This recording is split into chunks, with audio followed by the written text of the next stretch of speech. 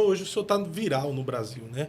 Deus, ele tem te dado nome, e eu acredito muito que Deus dá nome, Deus dá fama para que ele seja glorificado. Até a Bíblia diz que a fama de Josué correu por toda a terra, ou seja, Deus deu fama a Josué. E Deus tem feito isso consigo e o Senhor tem glorificado a ele através das mensagens pregadas, né? Mas o Senhor sonhou, ou orou, para que estivesse vivendo essa realidade hoje?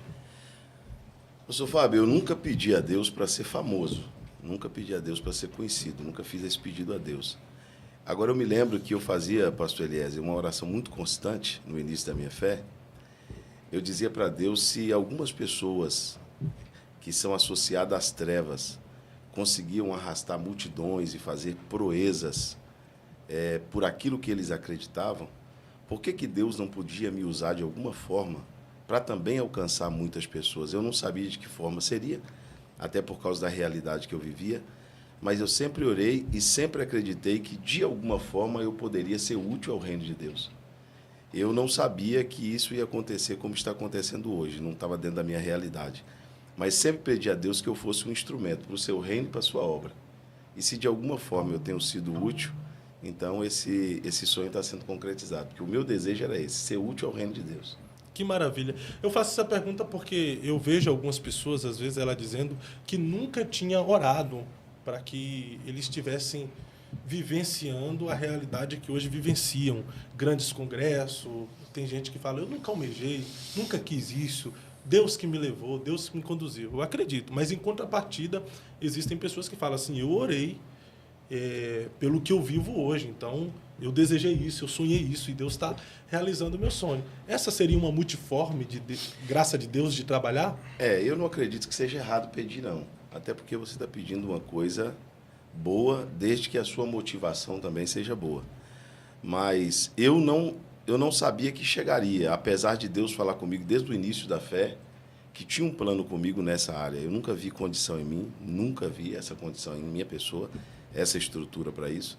Mas eu sempre quis ser um instrumento de Deus para o Evangelho, para a vida das pessoas, para a igreja.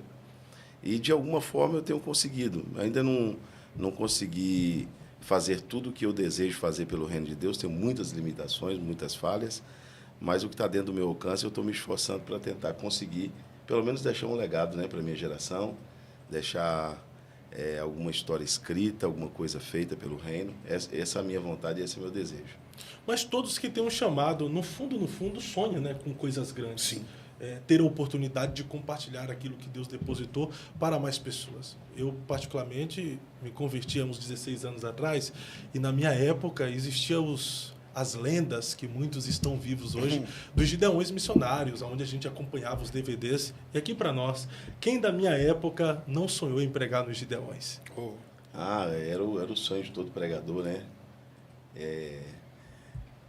Eu particularmente acompanhei durante vários anos e eu sempre tive por referência os pastores mais idôneos e mais idosos. Eu não sou contra quem tem o contrário, mas eu sempre observei muito a vida dos pastores mais idosos, mais experientes, e eu assistia aquelas mensagens, eu esperava só sair.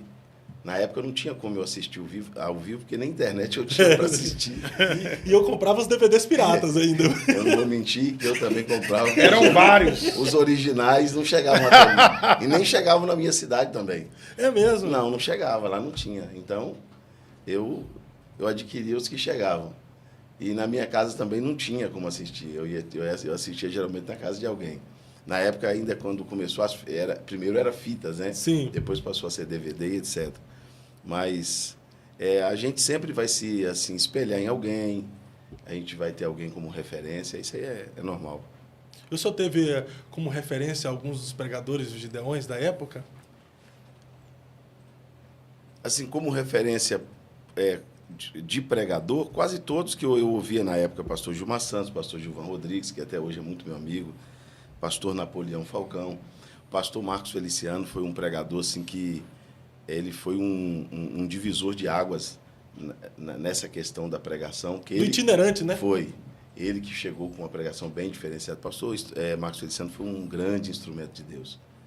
muito usado por Deus e influenciou milhares de jovens a pregar o Evangelho. Nasceu no coração de milhares de jovens e adolescentes também pregarem o Evangelho na época do pastor Marcos Feliciano.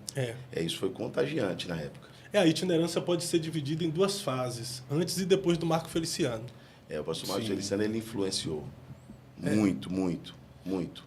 Mas, em contrapartida, também no Brasil houve, nessa época ainda, outros referenciais que nunca foram nos Gideões. Por exemplo, na época, né, pastor Josué Brandão, Sim. que estava pregando praticamente em todas as convenções do Brasil. Até hoje é uma grande referência. Pastor Silas Malafaia, depois que ele foi nos Gideões, mas estava fazendo cruzadas